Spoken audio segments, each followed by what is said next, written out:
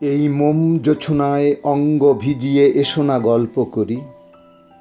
এক বৈশাখে দেখা হলো দুজনার, জ্যৈষ্ঠীতে হলো পরিচয়। আসছে আষাঢ় মাস, মন তাই ভাবছে কি হয়ে কি হয়।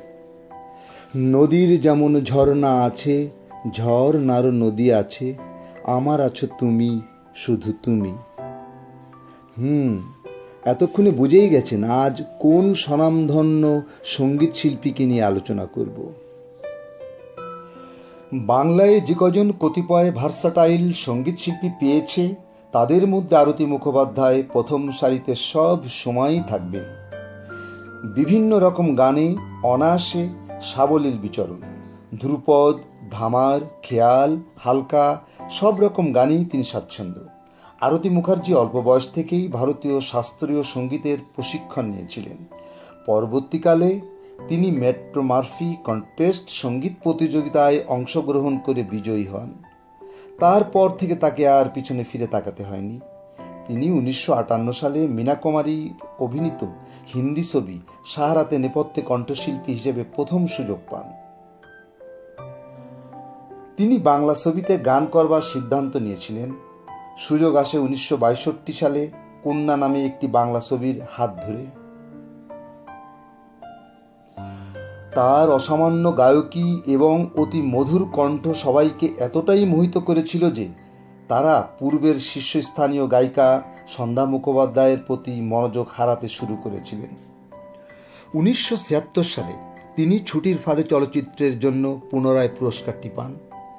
তিনি 60-এর দশকের শেষ ভাগে মাধুরী মুখার্জি, শর্মিলা ঠাকুর, অপর্ণা সেন, তনুজা, দেবশ্রী রায় প্রমুখ অভিনেত্রীদের নেপথ্য কণ্ঠে কাজ করেন।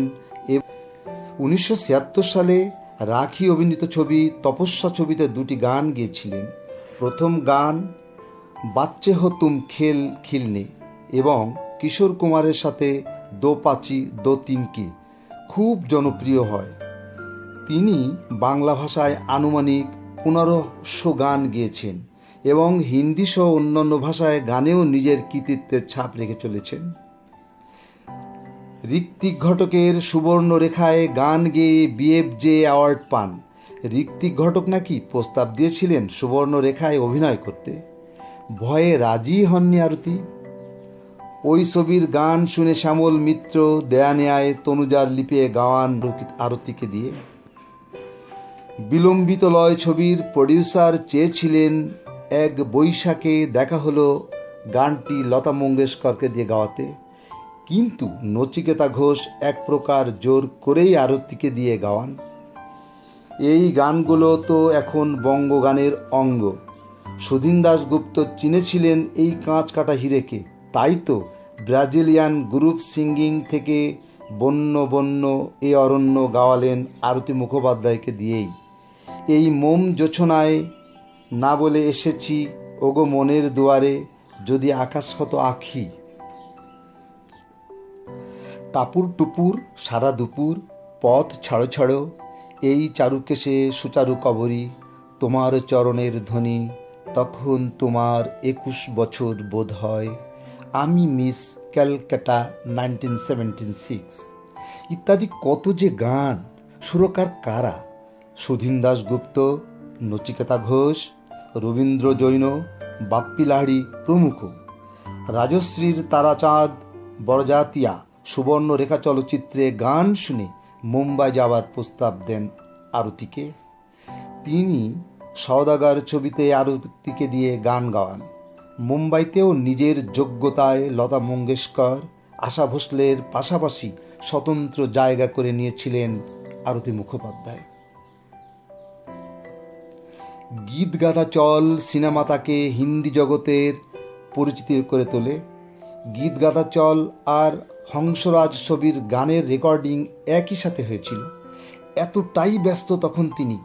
লক্ষ্মীকান্ত, প্যারালাল, কল্যাণজি, আনন্দজি, রোশনজি আর ডি গান গাওয়াচ্ছেন তাকে দিয়ে। মাসুম ছবির দো নয়না আর এক কাহিনী মুখে মুখে ফিরছে মানুষের। গুজরাটি, ওড়িয়া, অসমিয়া সহ বিভিন্ন ভাষায় প্লেব্যাক করেছেন। প্রথম স্বামী সুবীর হাজারা। বিবাহিত জীবন সুখের ছিল না। কলকাতা ছাড়ার একটা কারণও ছিল।